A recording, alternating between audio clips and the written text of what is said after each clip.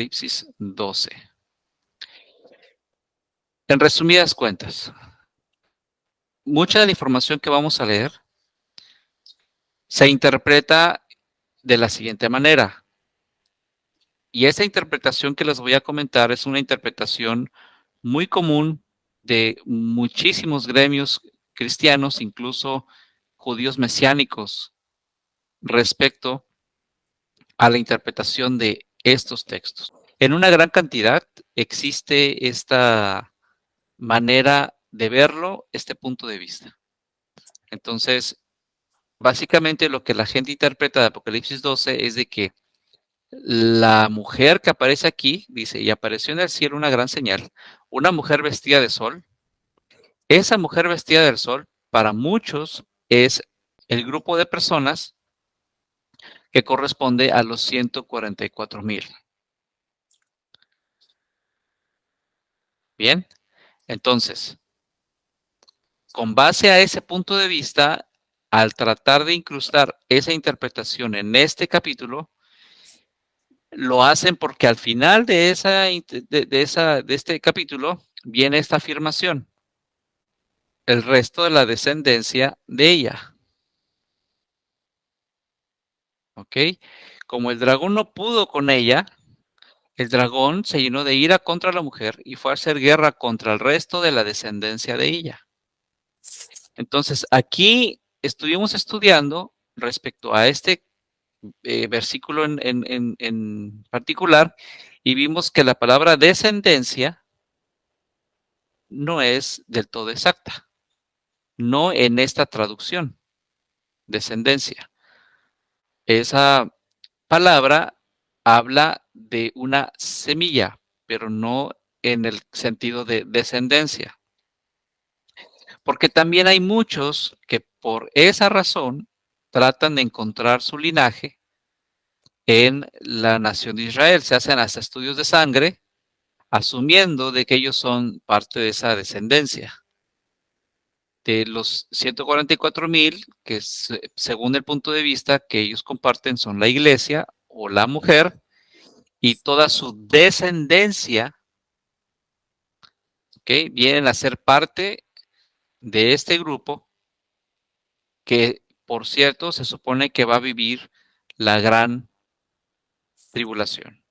Entonces, por eso es que existe un punto de vista en el que dicen que el arrebatamiento no existe, sino que es la segunda venida de lo que se está hablando en realidad, y específicamente en el plazo de 1335 días, ese plazo lo va a vivir la descendencia, que es lo que ellos consideran como parte de, también parte de la iglesia, ¿verdad? La descendencia.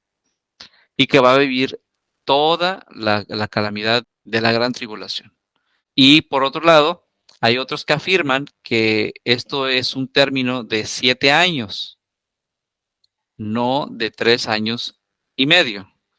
Las personas que llegan a la conclusión de que son 7 años de la gran tribulación es porque suman tiempo, 2 tiempos y la mitad de un tiempo con 1260 días. Esa es la única razón. Pero aquí, dentro del contexto que se lee, jamás se menciona tal cosa como una semana de 7 años. Jamás. Y la única manera de llegar a esa conclusión es sumando tiempo, 2 tiempos y la mitad de un tiempo que suma 3 tiempos y medio, 3 años y medio, y 1260 días que equivale a 3 años y medio. Es la única manera.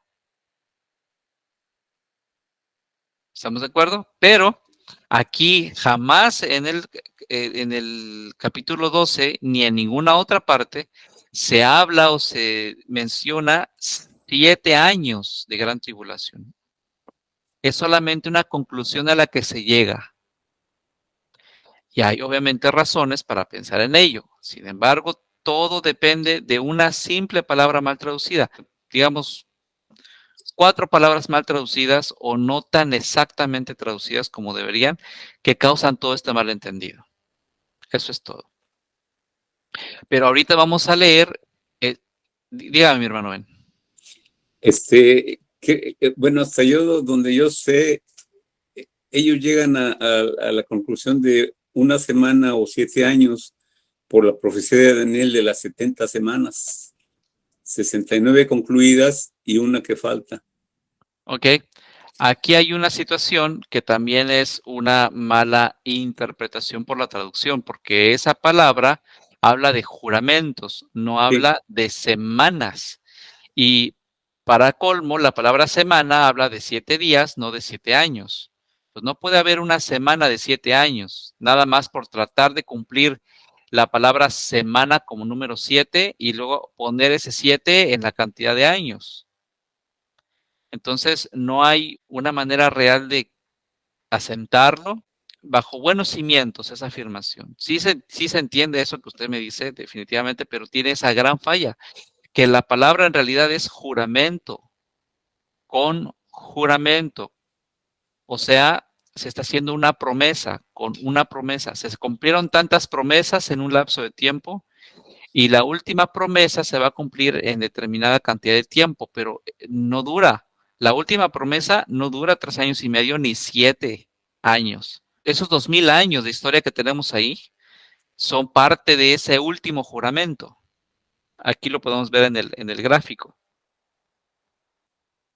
que se llama una semana.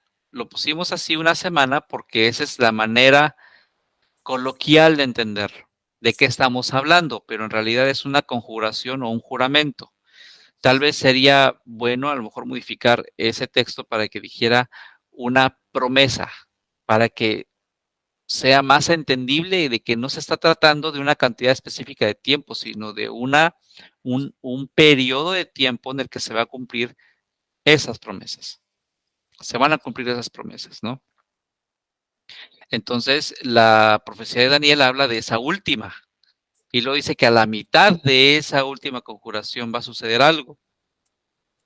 Entonces, todo eso es lo que lleva al malentendimiento, lleva a hacer interpretaciones que no son realmente necesarias y distorsionan la idea general y distorsionan la información que te están entregando para que la comprendas claramente, es distorsionada por ese tipo de problemas de idioma, nada más. Son pequeños problemas de idioma. Entonces, si leemos Apocalipsis 12 bajo esas circunstancias que les acabo de describir, vamos a obtener una serie de contradicciones, muchas contradicciones. Por ejemplo, una de las más grandes está en el versículo 11. Y ellos han vencido por medio de la sangre del Cordero y de la palabra del testimonio de ellos y me despreciaron sus vidas hasta la muerte. Y luego dice, por lo cual alégrese cielos y los que moran en ellos. Eso quiere decir que esas personas que vencieron, ¿a causa de qué vencieron? A causa de su testimonio, a causa de la palabra del testimonio y por haber menospreciado sus vidas hasta la muerte, ellos ya moran en el cielo. Y la advertencia es, ay de los moradores de la tierra y del mar. O sea que les está diciendo, así les va a ir a los que se quedaron. Entonces, ahí está hablando de que unos ya no están ahí porque ya están morando en el cielo y otros, cuando dice los moradores de la tierra y del mar, está citando a otro grupo que se quedó. ¿En dónde? En la tierra y el mar. Entonces, si decimos que la mujer es los 144,000, aquí ya no coincide porque estos dicen que vencieron por medio de la sangre del cordero y la palabra del testimonio de ellos y menospreciaron sus vidas hasta la muerte. No dice que fue por medio de la Torá o por medio de obedecer las leyes o por medio del linaje, por medio de X, Y, Z. Está hablando de otros parámetros, de otra manera de llegar a ese punto. Ahora, si los vemos también por ese lado, todavía tenemos que hacer encajar 1260 días en esta etapa que estamos viviendo. 3 años y medio, 1260 días, a partir, en caso de que fueran los 144,000, este conglomerado de gente, en caso de que fuera así, todavía tenemos que hacer encajar 1260 días en nuestro tiempo, a ver si es cierto que ya pasaron 7 años a partir de que se los llevaron a ellos. Y ahí empezamos con más problemas, contradicciones, empezamos a meternos en más y más y más encrucijadas que no nos llevan a ningún lado más que a sospechar de que a lo mejor todo es simbólico y ni los 1260 días son 1260 días, ni los tiempos, dos tiempos y la mitad del tiempo son realmente eso, etcétera, etcétera, etcétera, por no poner las piezas como debe de ser. Pero es más sencillo si lo entendemos desde el punto de vista que les compartí en la lección pasada, porque de esa manera podemos leer todo el capítulo y no hay manera de llegar a contradicciones. El capítulo por sí mismo fluye y no solamente como capítulo en sí mismo, sino fluye ya dentro del contexto bíblico, dentro del contexto del capítulo 7, del capítulo 6, del capítulo 14, de todos esos capítulos que hablan de este tipo de gente, el capítulo 20 también, cuando habla de que el mar entregará a sus muertos, todo eso empieza a encajar solito si ponemos en contexto correcto a este capítulo. Entonces, vamos a leer esa fue la pequeña reseña, por así decirlo, de lo que estuvimos hablando la clase anterior. Dice, apareció en el cielo una gran señal, una mujer vestida de sol, con la luna debajo de sus pies y sobre su cabeza una corona de 12 estrellas. Primer pregunta, ¿quién es? ¿Qué es la vestimenta de sol? Está hablando de alguno de, ya sea, ¿cómo se llama? De Miguel y el otro, Gabriel. Ujú. Ok, ¿qué significa entonces que está vestida de sol? Bueno, yo pienso que es como decir la personalidad de de todo lo bueno que pueda tener, por así decir, una persona, ¿no? Bueno, ya sí lo entiendo, vestida de sol. Eso es correcto, porque acuérdese que todos los que son justificados por la sangre de Jesús tienen vestimentas blancas. ¿Y qué representa en realidad una vestimenta blanca? Que metieron, Pureza. Ándale. que metieron su ropa en cloro y que no tiene ninguna mancha y nada más de eso, porque por ahí Bueno, Jesús dijo sepulcros blanqueados. ¿Por qué hizo la comparación de sepulcros blanqueados? Dime, Sergio. oye, pero ahí apareció en el cielo una gran señal y se me hace que esa palabra señal es muy clave porque, o sea, al decir una señal no es exactamente una mujer vestida sola, o sea, es algo, una similitud o una señal. Bueno, yo lo miro así de esa manera. Claro, porque es un señalamiento. Es como los que afirman de que la Biblia es la palabra de Dios. Y para mí es bien duro decirles, no, no es la palabra de Dios.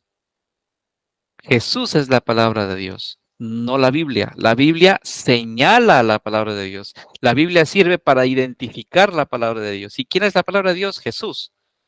Entonces, cuando dice apareció en el cielo una gran señal, es una señalización. Si vas a llegar a una ciudad, ves el letrero que dice bienvenidos a Texas, bienvenidos a México. Ah, ya llegué a México. No, es el señalamiento, te está apuntando hacia dónde vas. Bienvenido, ya llegaste, pero falta que llegues a tu destino. O sea, eh, sí, eso es un simbolismo, claro, es un simbolismo. Ese símbolo sirve para apuntar lo que realmente es. Entonces aquí dice, apareció en el cielo una gran señal, una mujer vestida de sol. La vestimenta representa una personalidad. Ahora, si dice que está vestida, quiere decir que está cubierta. Si su cuerpo está cubierto, representa algo, que también representa el interior.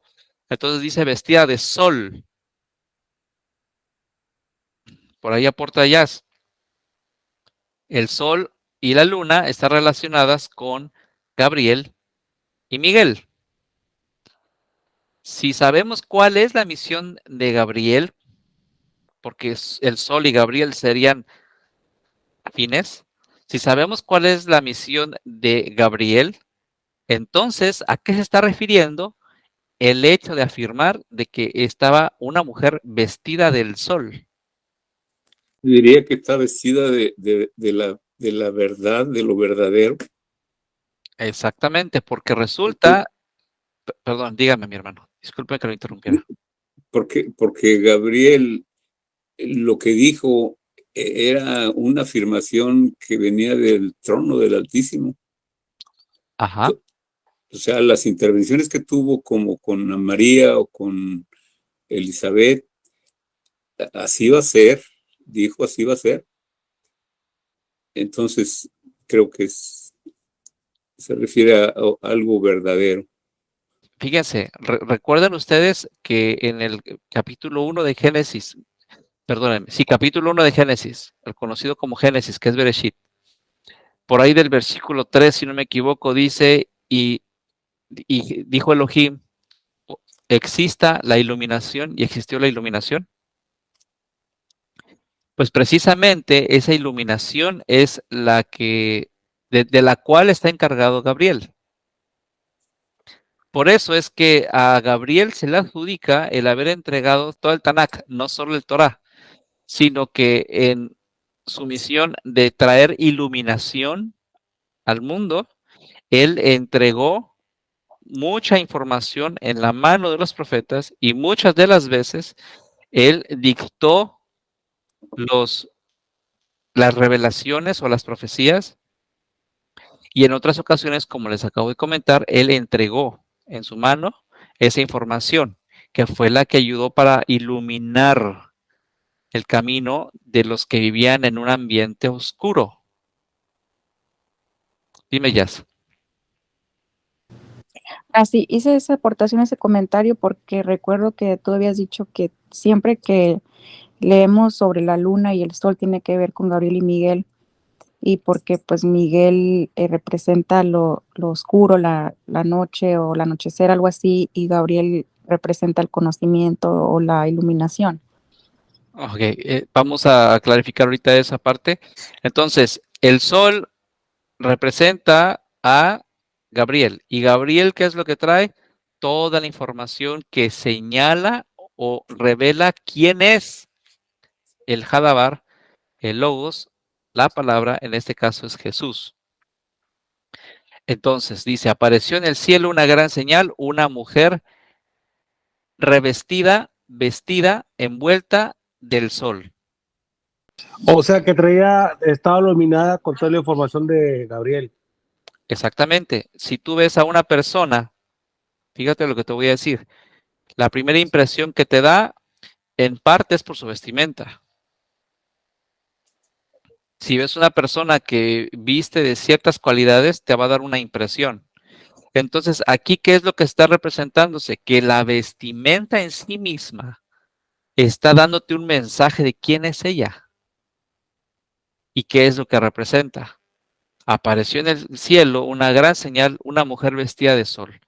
O sea, esa mujer tiene en sí misma un resplandor que proviene precisamente de la información que le fue otorgada. Entonces, de ahí viene la otra analogía donde Jesús se registró que Jesús dijo que nadie compra o pone una lámpara, la enciende para ponerla debajo de la cama, sino la pone en lo alto de la habitación para que alumbre toda la casa, ¿verdad?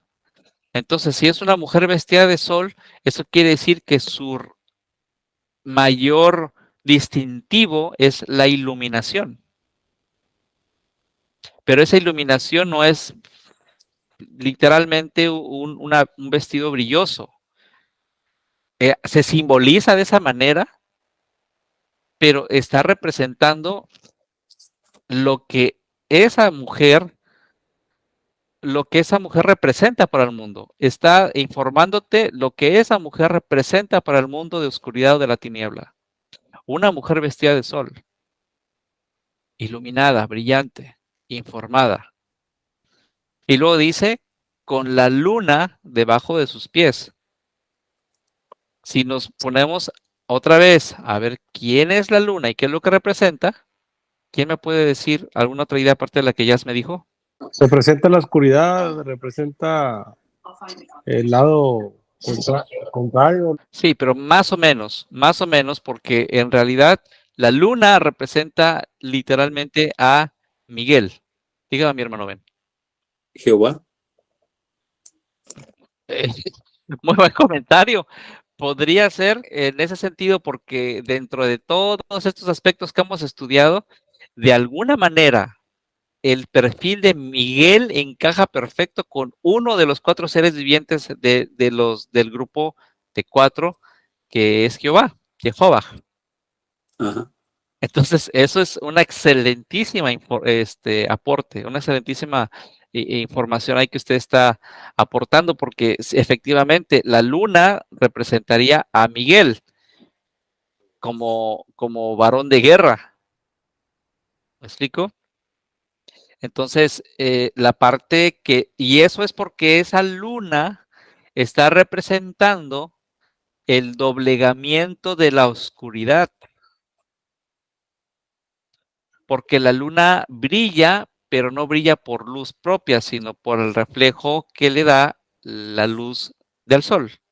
Ajá. Entonces, Sí. la luna sobresale y doblega las tinieblas por causa de esa iluminación. De esa iluminación que Gabriel aporta. Y en ese sentido, Miguel doblega las tinieblas. Y el doblegamiento de las tinieblas es una tarea que Gabriel no hace, solo lo hace Miguel. Entonces, si Miguel doblega las tinieblas, y está aquí, y en este versículo 1 dice, apareció en el cielo una gran señal, una mujer vestida de sol, con la luna debajo de sus pies. ¿Eso qué quiere decir entonces? ¿Quién le está dando ese soporte a ella? ¿Quién le está dando sustentación dentro de un mundo de tiniebla? Miguel es la base, Miguel es el sustento, Miguel es el que está, digamos que poniéndose aquí abajo. Él doblega las tinieblas y eso es lo que le permite a la mujer pararse sobre las tinieblas. La mujer por sí misma no podría pararse sobre las tinieblas. Hay alguien que la pone ahí o que le da ese soporte. La luna debajo de sus pies quiere decir que sus pies están cimentados, parados, soportados por la luna misma, pero la luna doblega las tinieblas.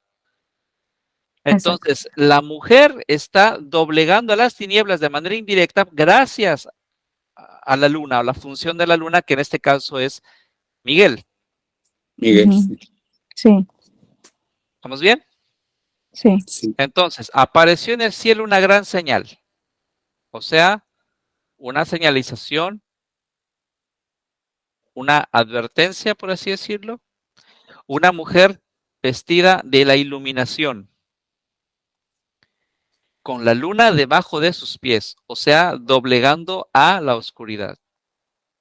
Y sobre su cabeza una corona de 12 estrellas. ¿Qué será la corona de 12 estrellas?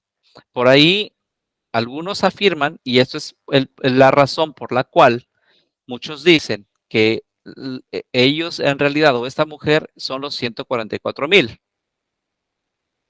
Porque son 12 tribus de Israel. Entonces ellos relacionan de que sobre su cabeza hay una corona de 12 estrellas, representa a las 12 tribus de Israel. Son los 12 apóstoles. Los 12 apóstoles. Y es que aquí hay un detalle, que la iglesia no está conformada solamente por 144,000. Porque más adelante ya no hay manera de hacer encajar los tiempos, ni las descripciones, ni las características de lo que ahí nos dice con los 144,000 y los gentiles. o el resto del linaje de esos 144,000. Para empezar, la escritura dice que esos 144,000 no tuvieron hijos. Para empezar, no tuvieron relaciones sexuales. Entonces, ¿cómo va a tener un linaje esos 144,000? ¿Cómo van a tener un linaje de descendencia, como ahí lo dice en la descripción? Ahí dice descendencia, lo acabamos de leer. ¿Cómo va a tener una descendencia si esos 144,000 dice que nunca tuvieron relaciones sexuales? ¿Hay congruencia ahí? No. No, No hay congruencia. Entonces, si ya nos dan un dato de que ellos no tienen linaje porque no tuvieron relaciones sexuales, entonces ellos no pueden tener descendencia. Pueden tener ascendencia. Sí, su ascendencia, ¿cuál es su ascendencia? Los 12 hijos de Jacob, llamado después Israel. Ese tal Jacob, que se convirtió de nombre a Israel, tuvo 12 hijos. Cada uno de esos hijos fue jefe de una gran nación. Cada uno de esos hijos tuvo linajes. Entonces, de esos linajes, entre todos, obviamente tuvieron relaciones sexuales para tener hijos y tener hijos y tener hijos. Pero los 144,000 que salen de esas 12 tribus nunca tuvieron relaciones sexuales. Entonces, ¿cómo vamos a decir que estos que están aquí en el verso 17 son la descendencia de esa mujer, o sea, de los 144,000? Sí, ya entendí. Es importante ver los detalles. No podemos afirmar las cosas por afirmarlas. Tenemos que ver cuál es el problema, cuál es la situación y la falla. El por qué estamos afirmando esto de esta manera es porque hay palabras que no nos permiten afirmarlo de esa manera.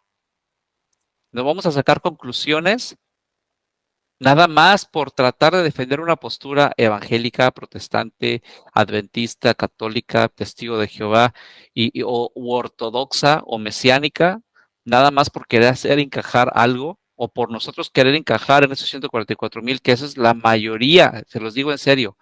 Lamentablemente, la mayoría de las afirmaciones que están lamentablemente erradas y que se predican y se hablan como una verdad, son porque esas personas quieren a fuerza pertenecer a esos 144,000. Pero leen 144,000 sin ver sus características específicas. Hay muchas características. Primero que dice que que estaban en pie con el Cordero. Cordero, no con Jesús. Estaban con el Cordero y el Cordero es sacrificio. O sea que en el momento de su sacrificio, cuando Jesús se levanta de su sacrificio, allí es donde ellos se levantan con él. Y por ahí Efesios 4, si no me equivoco, dice, ¿qué es eso de que subió? Sino que también descendió a las profundidades para llevarse a la cautividad. ¿Saben qué es la cautividad? No, no ponemos atención, me incluyo también, no ponía atención a esos detalles. La cautividad habla de las 12 tribus de la nación de Israel. Antes del tiempo de Jesús, 10 de las tribus de las 12, 10 se perdieron por completo. Se perdieron. Fueron cautivas, se fueron para otros territorios, etcétera, y desaparecieron. Solo quedaron 2. Entonces, cuando Jesús muere en una cruz, baja a las profundidades y se lleva de ahí a 144,000, 12,000 de cada tribu, que estaban en la cautividad. Así lo dice el escrito. Pero esos 144,000, ¿cómo van a dejar descendencia si ellos son vírgenes? Ellas son vírgenes y ellos nunca tuvieron relaciones sexuales con mujeres.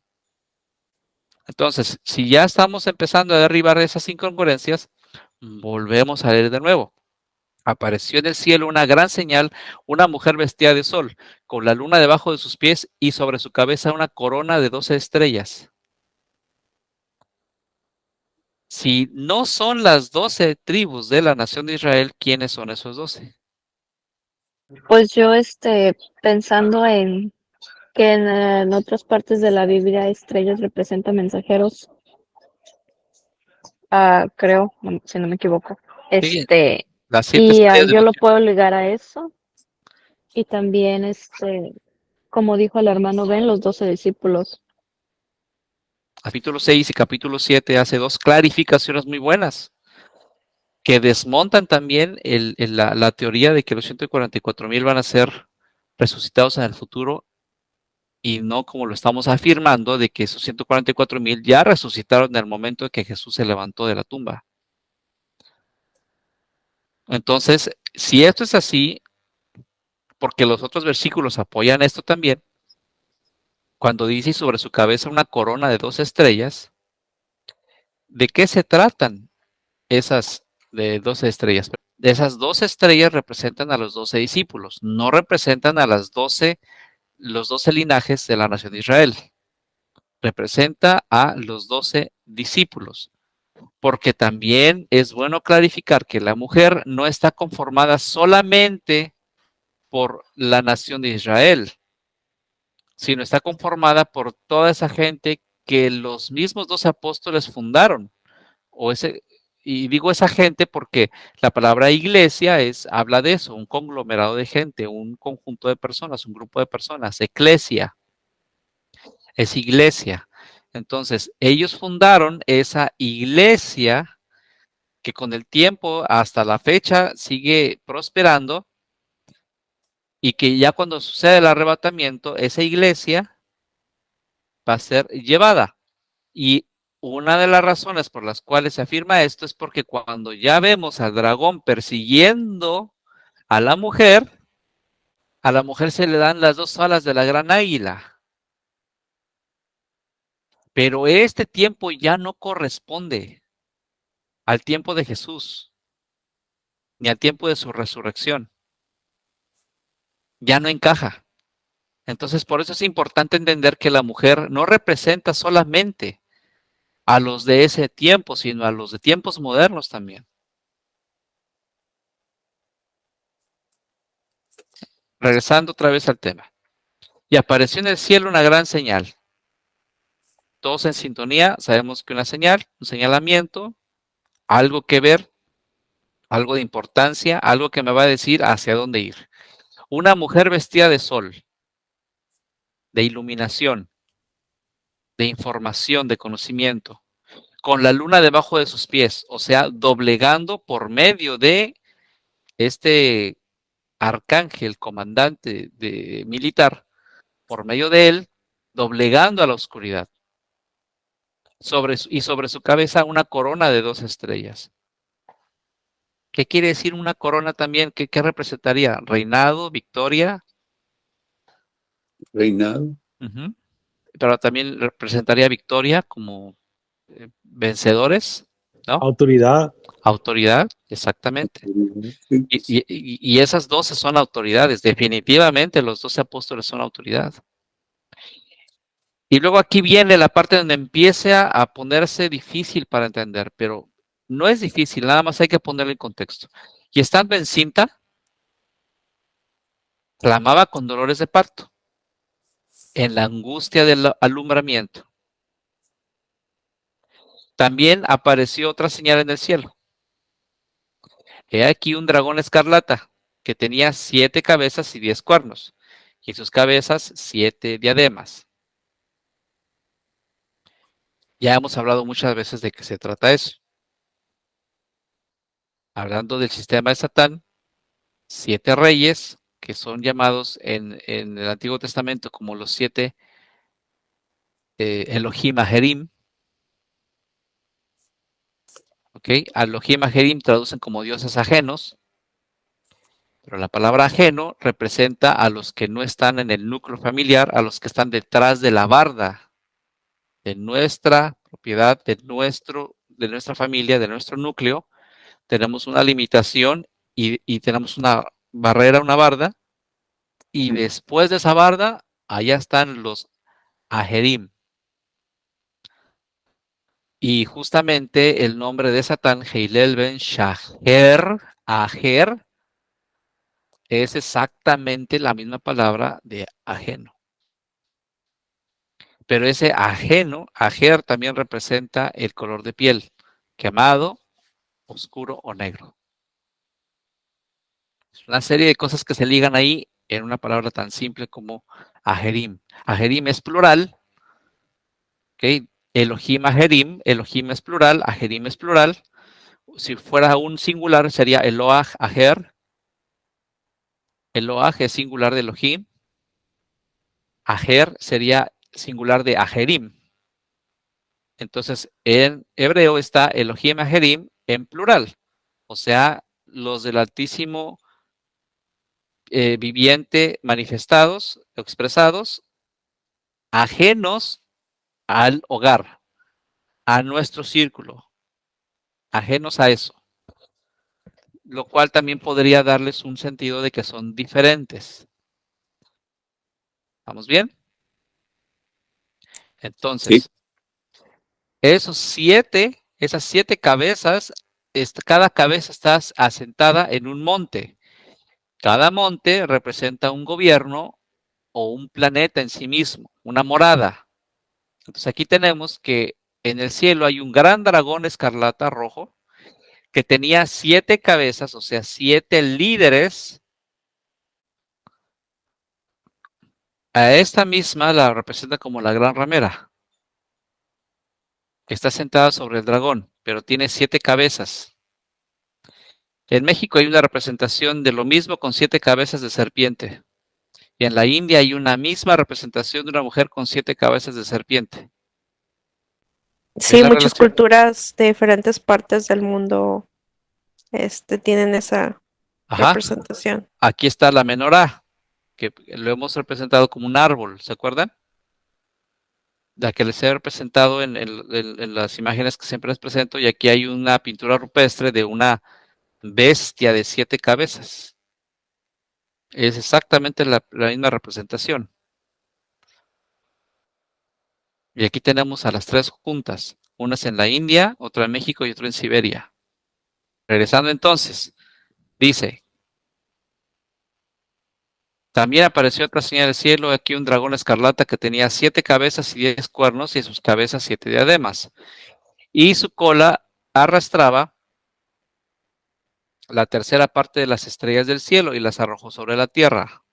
Y el dragón se paró frente a la mujer que estaba para dar a luz, a fin de devorar a su hijo tan pronto como naciese. Aquí está hablando de todo lo que estaba sucediendo en torno al nacimiento de Jesús.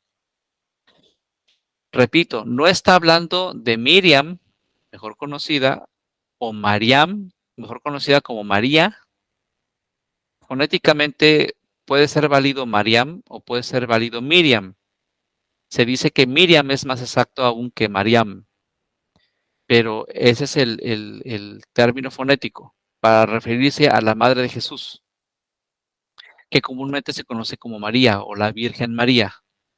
No se está refiriendo a la Virgen María por ningún lado. Se está refiriendo más bien a todo el entorno que envolvió el nacimiento de Jesús. Entonces dice que ese dragón escarlata, primero que la mujer estaba encinta y clamaba con dolores de parto, o sea, a punto del alumbramiento, estaba dando a luz. También aparece sobre el cielo una señal de un dragón escarlata que tenía 7 cabezas y 10 cuernos y sus cabezas 7 diademas. Y luego dice, te informa que con su cola arrastraba la tercera parte de las estrellas del cielo y las arrojó sobre la tierra. Y el dragón se paró enfrente de la mujer que estaba para dar a luz, a fin de devorar a su hijo tan pronto como naciese. Todo ese entorno hostil lo confirmamos con el capítulo y versículo bíblico en donde Gabriel mismo se le presenta a José para informarle que debe recibir a ese hijo y que no se sienta mal por ser padre de un hijo que no engendró. Y luego ese mismo Gabriel se le presenta a José para decirle que por favor se levantaran de ahí, de donde estaban en ese momento, y se fueran y huyeran a otra ciudad porque estaban a punto de matar al niño. Y se registra en la Biblia una gran matazón de niños de esa edad, de ese rango, de primogénitos, precisamente porque estaban buscando quién era él, quién era ese niño. Cuando habla de que el dragón se paró enfrente de la mujer que estaba para dar a luz a fin de devorar a su hijo tan pronto como naciese, habla de las circunstancias que estaban en torno al nacimiento de Jesús. No que literalmente un monstruo estaba parado enfrente de María para devorar al niño que estaba naciendo. Estamos de acuerdo con eso, ¿verdad? Sí. Sí. Sí. Bueno, entonces, ella da a luz y ella dio a luz un hijo varón que regirá con vara de hierro a todas las naciones. Y ya hicimos esta pregunta, cuando Jesús nació y creció y vivió aquí, murió en la cruz y resucitó, ¿él rigió con vara de hierro? No, No. Pero ¿cómo es que ella dio a luz un hijo varón que va a regir con vara de hierro a todas las naciones? ¿Cómo es que esa mujer lo va a hacer?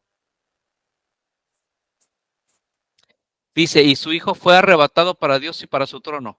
¿Cómo es que ella va a dar un hijo con una característica que no se cumplió en ese momento? Porque dice regirá. Así es, en el futuro. así es. Entonces, esa mujer da a luz a un hijo que va a dar, perdón, que va a regir las naciones con vara de hierro, pero no precisamente en el momento de que él nació y en el momento que él estuvo aquí, sino lo va a hacer en un tiempo futuro. Así es. Y su hijo fue arrebatado para Dios y para su trono. O sea que ese niño nació, murió y fue llevado a las alturas. Esa es la primera venida. ¿Vamos bien? Sí. Bueno, ahora, después de la primera venida, ¿qué dice aquí? Después de la primera venida dice, y la mujer huyó al desierto, donde tiene lugar preparado por Dios, para que ahí la sustenten por 1260 días. Esa palabra preparado es aparejamiento. Ya clarificamos lo que es la palabra aparejamiento.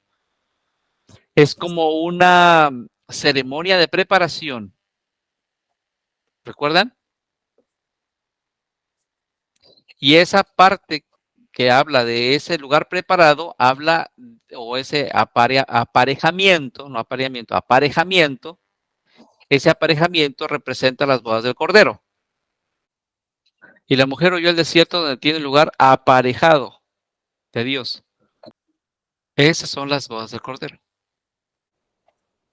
Pues sí, una acción de preparar cosas para darle un recibimiento digno, específicamente al Mesías.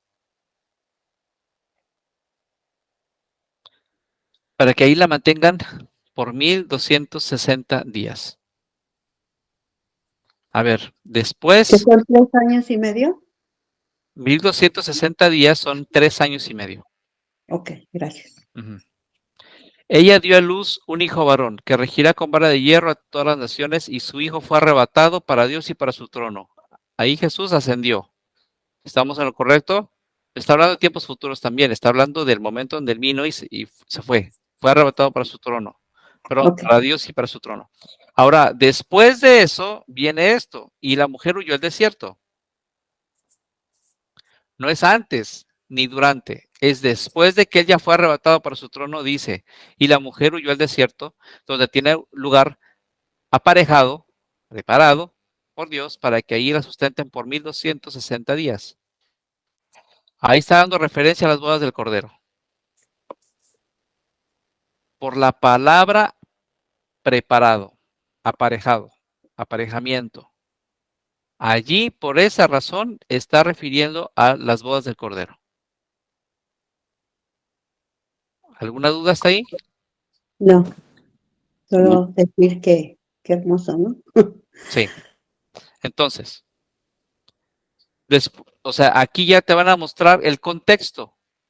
¿Y de dónde salió el tal dragón? ¿Y por qué está tratando de devorar al niño? ¿Y de dónde sale todo toda esta escena?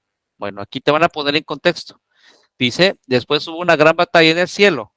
Miguel, ¿se acuerdan quién es el que doblega la oscuridad? Miguel. Él y sus ángeles luchaban contra el dragón, y luchaban el dragón y sus ángeles, pero no prevalecieron, ni halló ya lugar para ellos en el cielo. O sea, ¿quién le puso, digamos que quién le puso piso, suelo firme a la mujer? Miguel, ¿no? Miguel, exactamente, es lo que leímos aquí. Por eso la luna está debajo de sus pies, porque la luna actúa como piso firme para la mujer. Y a su vez esa luna doblega las tinieblas, y aquí es donde se confirma esta interpretación que les estoy dando, que no es meramente una interpretación personal, sino esto viene ya desde el Bereshit, desde la lumbrera mayor, lumbrera menor y todos estos factores que ya hemos hablado anteriormente. Te lo confirma aquí. Miguel y sus ángeles luchaban contra el dragón, y luchaban el dragón y sus ángeles. No dice Gabriel, dice Miguel.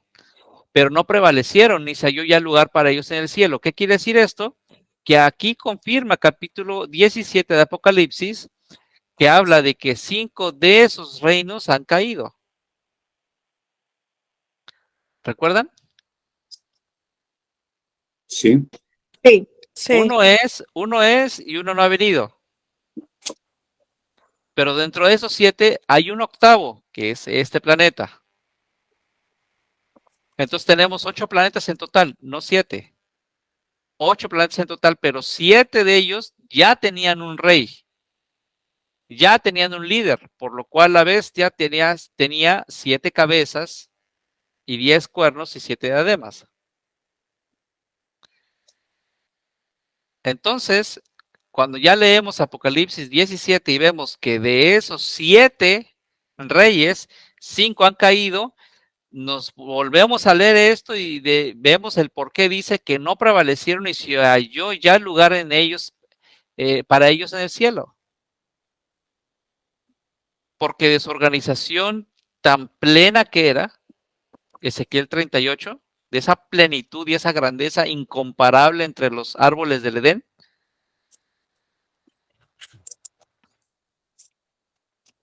se devastó, se tumbó el árbol, que hasta se simbró el suelo y las naciones se sorprendieron por lo que sucedió. Fue tanto el escándalo de su derrumbe que las gentes se sorprendieron, sus ramas ya no eran inalcanzables, las bestias del campo venían y estaban entre sus ramas, estaba a ras de suelo.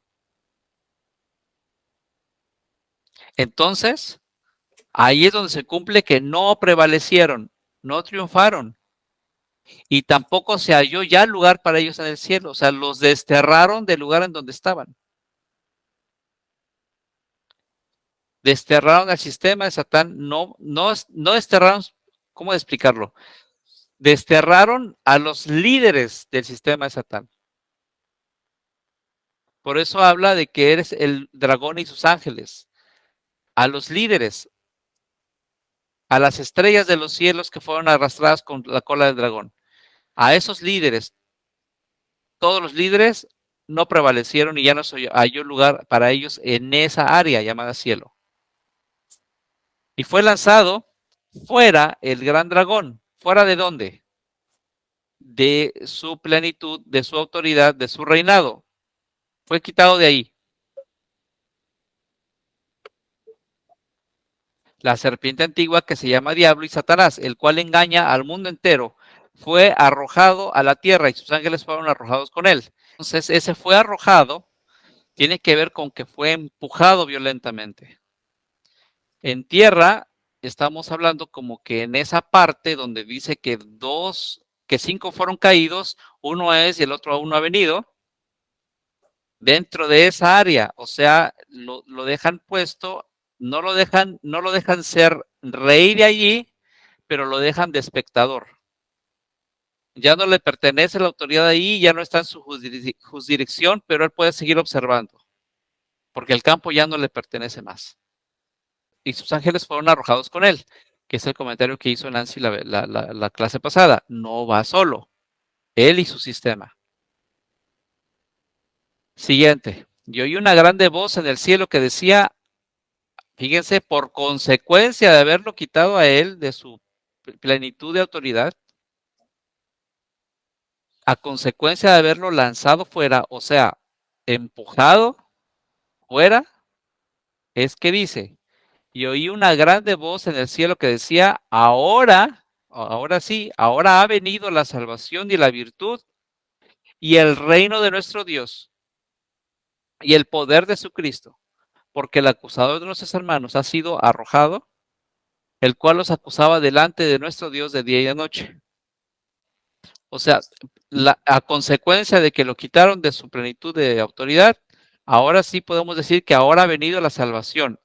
Gracias a eso se acercó, se aproximó, vino la salvación y la virtud y el reino de nuestro Dios y el poder de su Cristo. No hemos encontrado contradicción alguna hasta el momento. Y ellos han vencido por la sangre del Cordero y por la palabra de su testimonio, y no han amado sus vidas hasta la muerte. En otra versión dice, y que han menospreciado sus vidas hasta la muerte. Entonces, estos que han vencido, a causa de que vencieron, por la causa del testimonio y de no amar sus vidas sino hasta la muerte, y por la sangre del Cordero, los pone en un lugar especial. Aquí es donde ya empezamos a ver, como no hay conflicto, empezamos a tener sentido en lo que dice, porque dice, por lo cual alégrese cielos y los que moran en los cielos. Alégrense cielos y los que moran en ellos. ¿Por qué? Porque como ellos ya no están en la tierra y el mar, y como Satán es el que va directo para allá, los que están en el cielo y que moran en ellos, se van a salvar de todo lo que va a traer Satán para el mar y para la tierra. Viene con grande ira sabiendo que tiene poco tiempo.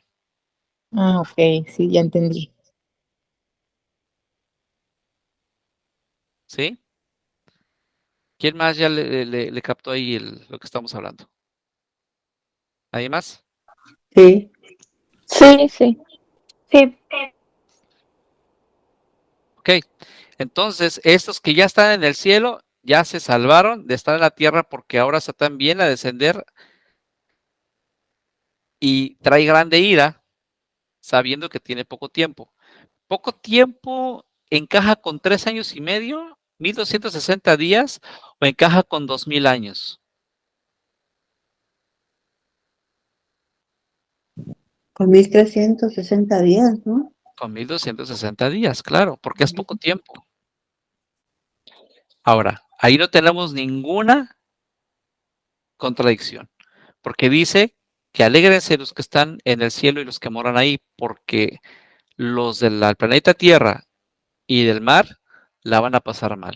Eso es lo que está diciendo ahí. Y te dice por qué la van a pasar mal, porque el diablo se ha acercado. También vimos que la palabra descendido tiene que ver con aproximado a ustedes, teniendo grande ira, sabiendo que tiene poco tiempo.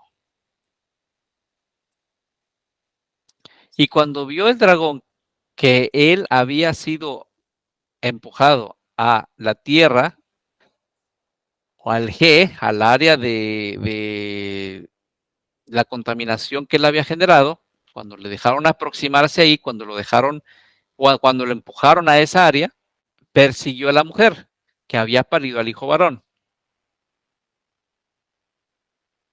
Entonces, aquí nos empieza a confundir un poco, porque muchos dicen que entonces ahí nos está posicionando otra vez en los tiempos de Jesús. Pero no necesariamente. Aquí lo único que está diciendo es que a qué mujer la está persiguiendo. Es todo lo que está diciendo.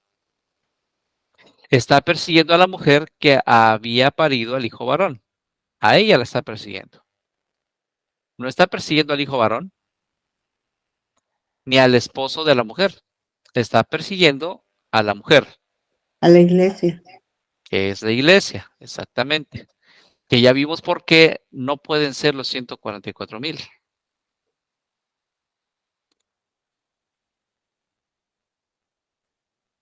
A ver, ¿quién me puede decir Así.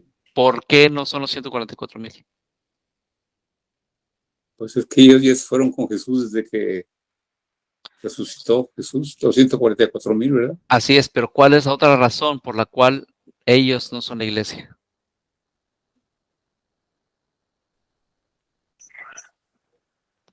O sea, Estamos Porque hablando de... ellos son parte, pero ellos no son la iglesia. por lo mismo de que aquí está hablando de quienes sí tienen descendencia y los 144,000 no Exactamente, tuvieron. exactamente, porque los 144,000 no tienen descendencia. Por eso no pueden ser. Y aparte porque fueron las primicias. Aparte porque fueron las primicias de la resurrección. Aparte de eso, porque Jesús se quiso llevar a la cautividad que estaba ahí. Lo mejorcito de lo mejorcito. Ajá, llevó como primicias en su resurrección. Él no se fue solo, se fue con sus primicias, con todo el derecho del mundo de recoger lo que ellos habían sembrado, que estaban en espera de ese momento. Cuando Jesús desciende a las profundidades, no solamente visitó el Sheol, también visitó el seno de Abraham. Y al visitar el seno de Abraham, agarró sus primicias y se fue. Entonces dice, 14, y fueron dadas a la mujer 2 alas de grande águila, para que en la presencia de la serpiente volase al desierto, a su lugar, donde es mantenida por un tiempo y tiempos y la mitad de un tiempo. A la mujer se le fueron dadas las 2 alas de la gran águila. No dice que la mujer volaba por sí misma, sino que le fueron dadas 2 alas de la gran águila. Dime, Gaby. Es que, a ver, se supone que ahí ya pasó el arrebatamiento, ¿verdad? Este, entonces, todas las personas o todos los que hemos sido, que vayamos a ser arrebatados, nos van a tener en cierto lugar. Entonces, ahí, por ejemplo, se arroja a Satanás a cierta región contaminada, pero aún así va a ir a buscarnos. No, a eso es lo que ¿Cómo? vamos a ver. Porque acuérdate que aquí en el 11 dice que ellos han vencido y por la sangre del Cordero y por la palabra de su testimonio y no han amado sus vidas hasta la muerte. Y a causa de que han vencido, se deben de alegrar porque ya están en el cielo y morando ahí. Y ahora se deben de preocupar los moradores de la tierra y del mar porque Satán viene a ese lugar, se aproxima, descendidos a aproximarse, se aproxima a ese lugar sabiendo, teniendo grande ira, gran enojo, sabiendo que tiene poco tiempo. Ahora, esto que está diciendo aquí, te lo van a aclarar más adelante. Te van O a sea, decir el por qué. eso es para los que se quedaron. Sí, pero te va a decir por qué viene enojado. Aquí nada más te está diciendo que viene enojado, pero tú dices, ¿por qué se enojó? Más adelante te van a decir el por qué se enojó. Entonces, cuando tú lees aquí que ya pasó el arrebatamiento, te está dando una referencia, en el contexto, en el contexto que viene desde el verso 1, de todo lo que te está diciendo y narrando el verso 1, te está, por ejemplo, te mencionó la mujer, etcétera, y luego te pone en contexto el dragón. ¿Quién es el dragón?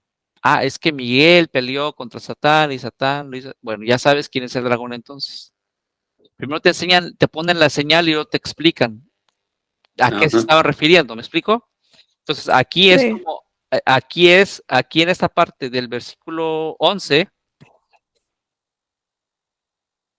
te están diciendo lo que representaría la señal, la simbología, pero todavía no te han dicho cómo lo lograron. No te han dicho quiénes son y por qué. ¿Me sigues? Apenas te van a poner al Sí. tanto de eso. Te están diciendo cuál es la señal, pero no te están diciendo todavía cómo lograron ese cometido. Entonces te están diciendo que ellos han vencido con la sangre del Cordero porque menospreciaron su vida hasta la muerte. Y luego te dice, alégrense los que están en el cielo, los que moran ahí, porque viene Satán y viene enojado, sabiendo que tiene poco tiempo. Pero no te dice por qué. Pero más adelante te empieza a explicar por qué. Y aquí es donde empieza la explicación del por qué. Y cuando vio el dragón que él había sido empujado a la tierra, o sea, a la región, lo voy a decir como la región y ustedes ya, por favor, vayan entendiéndolo como la región contaminada de Satán. Y cuando Sí. vio el dragón que él había sido empujado a la región, persiguió a la mujer que había parido al hijo varón. La empezó a perseguir. Y a causa de que la empezó a perseguir, o sea, a causa de que él tomó la decisión de perseguirla, se le fueron dadas le fueron dadas a la mujer, a la iglesia, las 2 alas de la grande águila para que de la presencia de la serpiente en su cara, volase al desierto, a su lugar donde es mantenida por un tiempo y tiempos y la mitad de un tiempo. ¿Por qué no son 7 años y medio? Porque aquí te está diciendo que un tiempo, 2 tiempos y la mitad de un tiempo son 1260 días. Al principio de estos versículos, después de que fue tomado a Jesús al trono, de que fue arrebatado, la mujer huyó al desierto, donde tiene un lugar aparejado que dijimos que tiene que ver con las bodas de Cordero, para que ahí la mantenga 1260 días. O sea, no son 2 veces que se le dan las alas de la gran águila. Aquí nada más dice que ella huyó. Y luego dices, ¿por qué huyó? Si a quien se iban a comer es al hijo. Pero no te explican aquí el por qué huyó. Nada más te dicen que huyó, pero no te dicen por qué ni cómo, bajo qué contexto. ¿Me estoy explicando? Sí. Sí. Bueno, no te dicen bajo qué contexto, pero te dan información de que huyó y te dicen por cuántos días. 1260 días, nada más. Aquí abajo te vuelven a hacer la misma observación.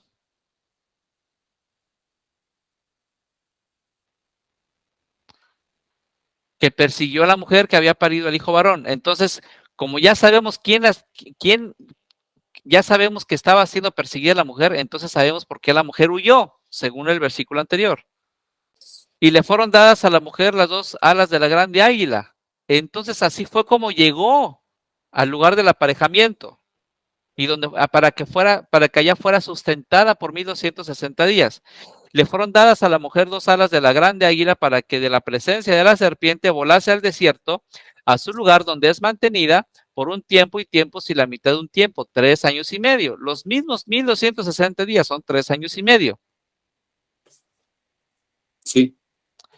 Pero luego dice, fíjate, que en esa persecución la serpiente echó de su boca tras la mujer.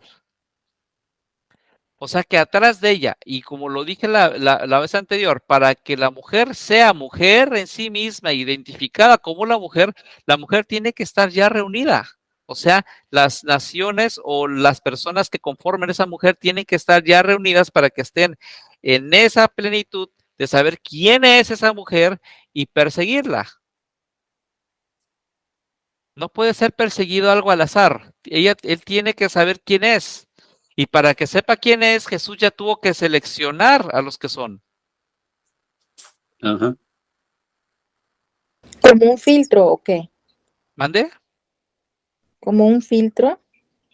No lo llamaría como un filtro, pero es una manera en la que si Satán no ve quién es la mujer que ya está reunida, no puede ir tras ella.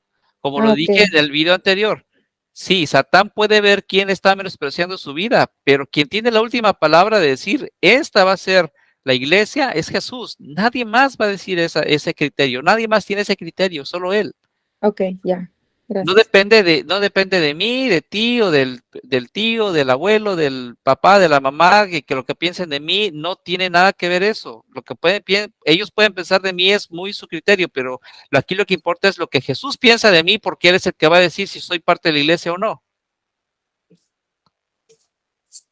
Entonces, todo eso es engañoso hasta que ya realmente está reunida la mujer, porque al momento de que está reunida la mujer, ya es identificada como la mujer. Ya sabemos quién es, ahora sí ya puedo ir tras ella. Ajá. Entonces, la serpiente echó de su boca tras la mujer agua como un río. Ya dijimos que eso simboliza a un ejército de personas, obviamente, un río.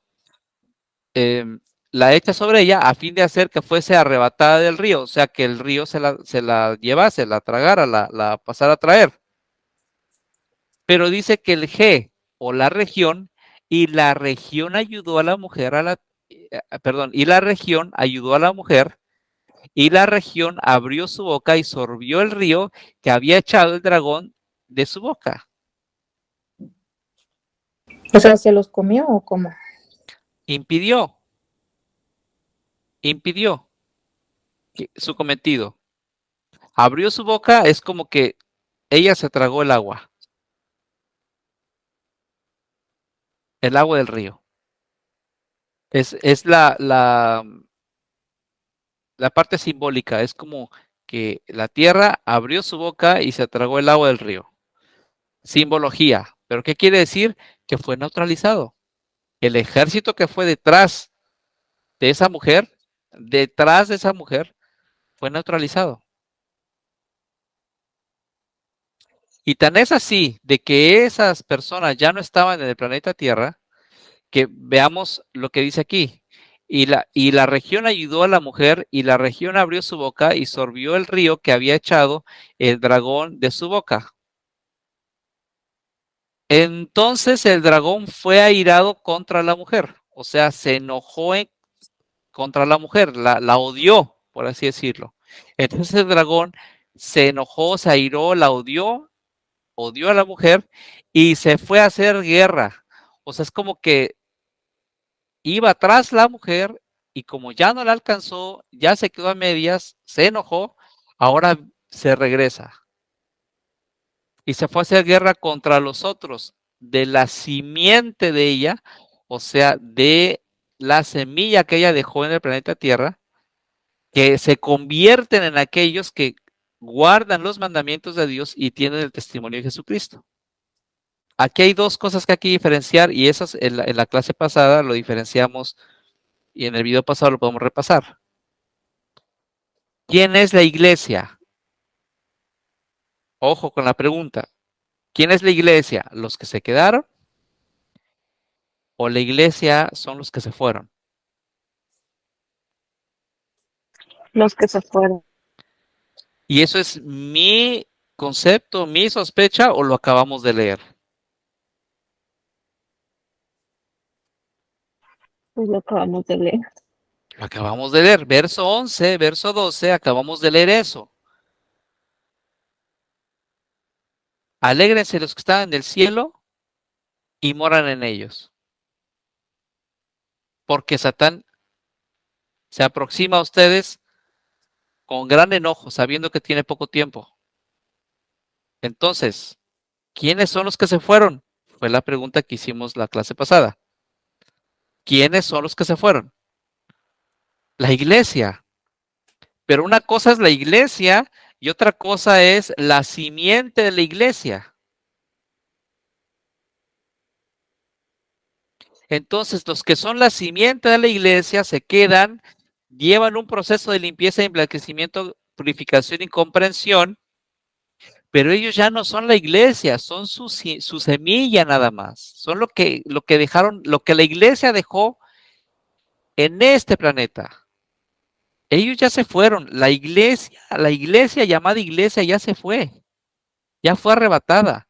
Pero ellos, a causa de su misión, a causa de que ellos se tomaron en serio ese tema, de que lo compartieron lo más que pudieron, que trabajaron lo más que se pudo, que menospreciaron sus vidas, sus gustos, economía, todo lo que lo quieras mencionar, todo lo sacrificaron por por concentrarse en esto y no concentrarse en los deseos de la vida y las cosas. ¿Ok? Ellos llevan este momento de ser arrebatados, pero todo ese trabajo que hicieron resulta en una semilla que empieza a florecer justamente en este tiempo de la gran tribulación. Entonces, los de la gran tribulación no son la iglesia. La iglesia se van del arrebatamiento. Cuando digo la iglesia se van del arrebatamiento, es tajante, hasta ahí se incluyen los que son la iglesia. Se acabó.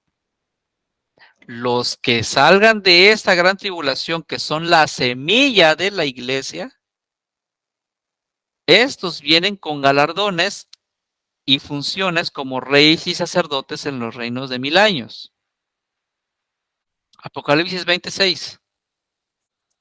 Bienaventurado el santo que tiene parte en la primera resurrección, la segunda muerte no tiene potestad sobre esto, sino que serán sacerdotes de Dios y de Cristo y reinarán con él 1000 años.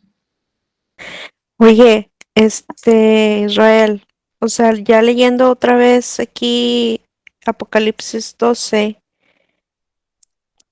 el versículo 11, cuando dice, y menospreciaron sus vidas hasta la muerte. O sea que ese es otro requisito para irse en el arrebatamiento. Claro. O sea No que es no está fácil. bautismo, menospreciar su vida hasta la muerte y sembrar la semilla. Que para poder sembrar la semilla tienes que tener el bautismo porque estás convencido en plenitud y tienes que compartir la semilla y dejar la semilla por donde puedas, a donde puedas dejarla. Y ese movimiento de dejarla donde puedas te va a llevar a un menospreciar tus intereses propios. Sí.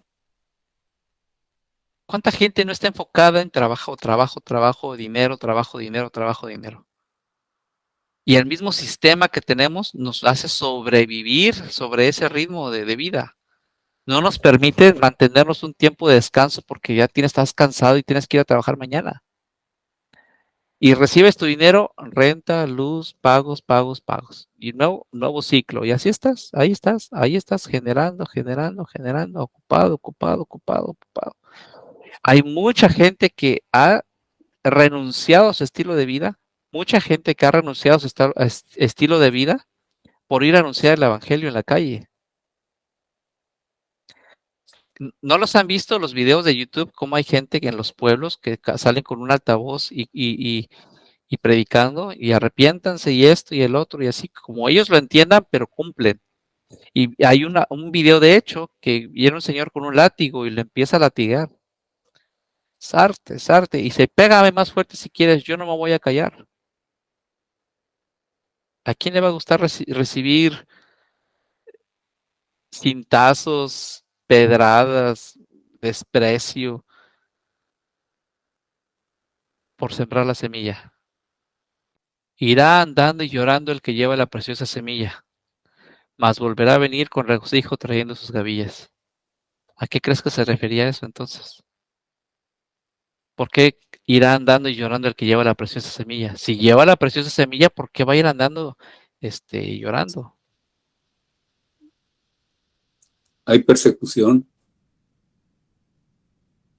Sí, porque es como la voz que habla en el desierto, que clama en el desierto. ¿Quién lo va a escuchar? Noé vivió las mismas circunstancias. Enoc también. Enoc, pues todos los profetas en sí mismos la sufrieron y Jesús mismo, ¿cómo la sufrió? Lo despreciaron, lo humillaron y no, la llevó peor, fue hasta crucificado.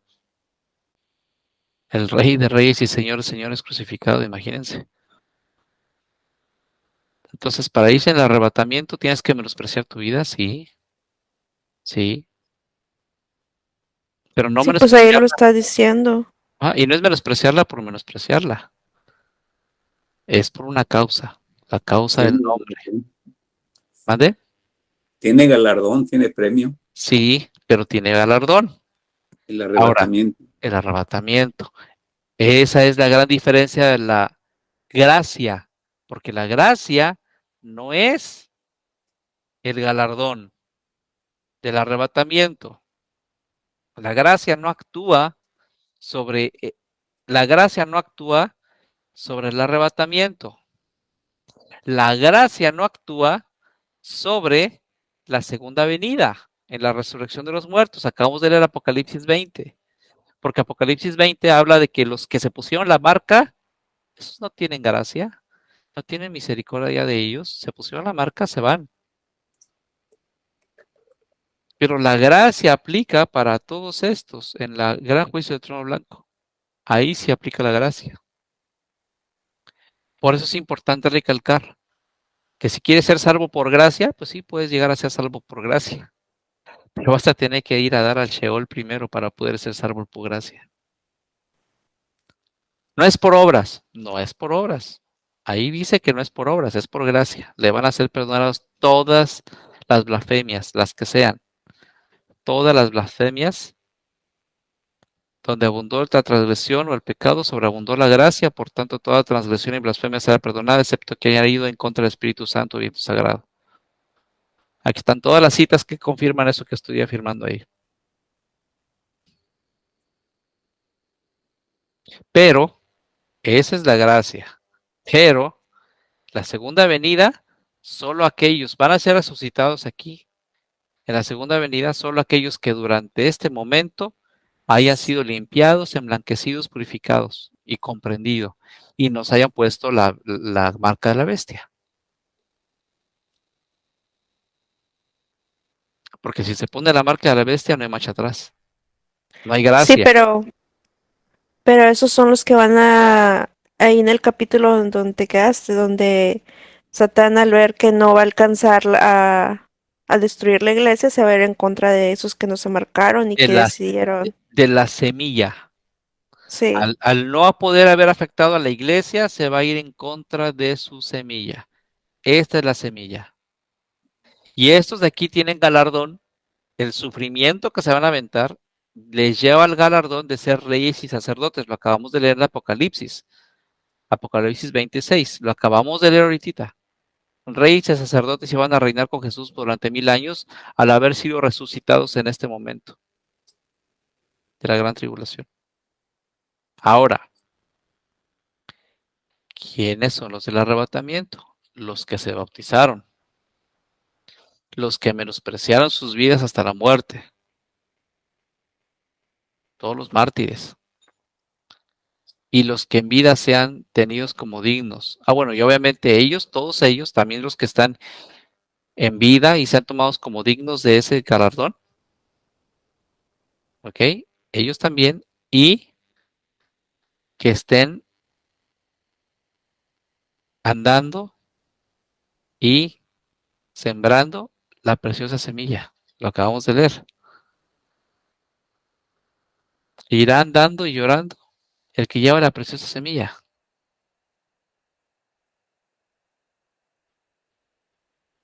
El sufrimiento que tú vayas a tener aquí no es en vano, lleva galardón. Entonces, aquel que afirma la salvación es por gracia, no es por obras, no sabe de lo que está hablando. Porque aplicando esa lógica, ese sentido que está diciendo, la gracia no es por obras, no aplica para el arrebatamiento. ¿Quieres irte por el lado de la gracia? No te esfuerces ni hagas nada. Solo apunta a leer la Biblia. Sé malo con tu compañero, sé malo con tu vecino, sé malo con tu familia, sé malo donde tú quieras ser, haz lo que quieras. Ofende a Jesús si quieres. Haz lo que quieras, pero vas a ir a dar al Sheol. Y sí, Jesús te va a hacer un ajuste y va a ser por gracia. Pero, si estás hablando del galardón, te lo tienes que ganar. Arrebatamiento.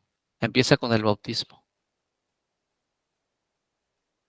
con el arrepentimiento, porque es el arrepentimiento y bautismo. Luego ir sembrando la buena semilla. Y ese andar te va a producir lágrimas. Y esas lágrimas te van a llevar hasta a menospreciar tus propios intereses porque esto prospere. Te vas y los que se quedan tienen su momento en el que, viendo las circunstancias que tienen encima, reflexionan, cambian, son limpiados, emblanquecidos, purificados. Todo eso es un proceso. No está diciéndote, fíjate cómo se lee, no te está diciendo que es sinónimo de limpieza es emblanquecimiento y sinónimo de emblanquecimiento es purificación y sinónimo de purificación es comprensión. No te lo está poniendo como sinónimos, te lo está poniendo como un proceso de limpieza. O sea, primero te limpian, pero luego te emblanquecen, o sea, te limpiaron, te quitaron la mugre que traes encima, pero luego viene el proceso de blanqueamiento. No es que la ropa esté limpia, sino que hayas usado cloro blanqueador y de plano le hayas quitado las manchas. Y luego ya que le quitaste las manchas, viene la purificación. Y eso, en comprensión,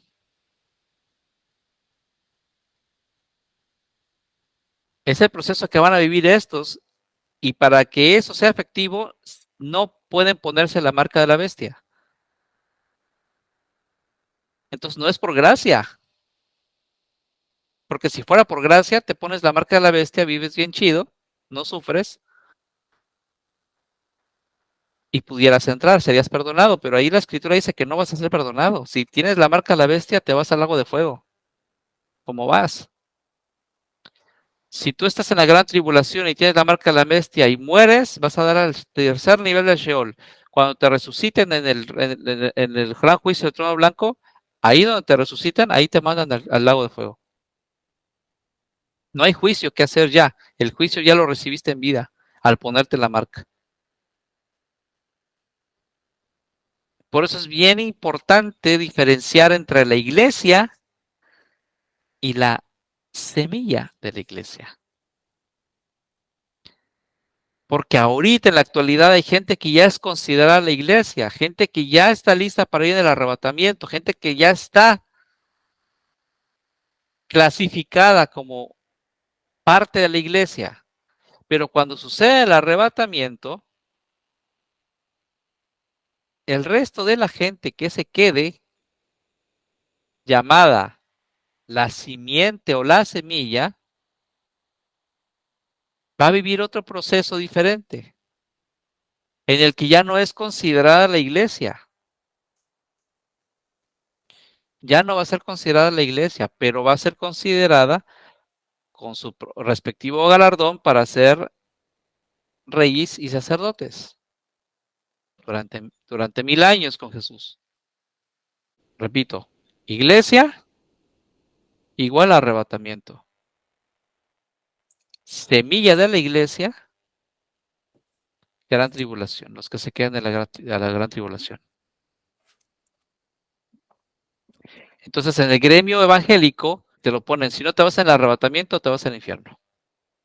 Otros un poquito más open mind dicen, no, si no te vas en el arrebatamiento, te quedas en la gran tribulación a sufrir. Y lo único que tienes que hacer es no ponerte la marca de la bestia.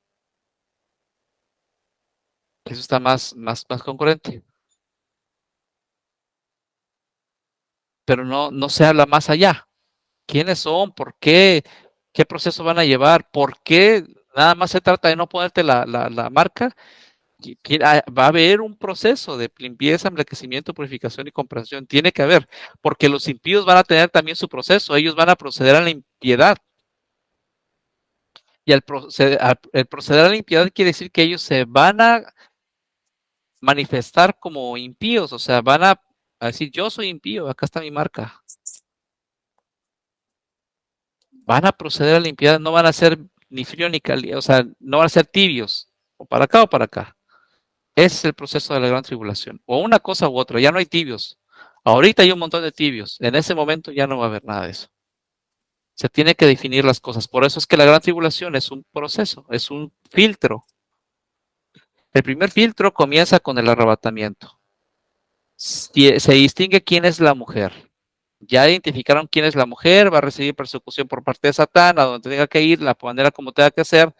La mujer es intocable, no la llegan a afectar. Pero los que se quedan aquí, la van a vivir fea. Y ese vivir la fea es el filtro que les toca a ellos. Y luego viene el otro filtro, 1000 años de reformación. Satán es suelto, convoca y es otro filtro.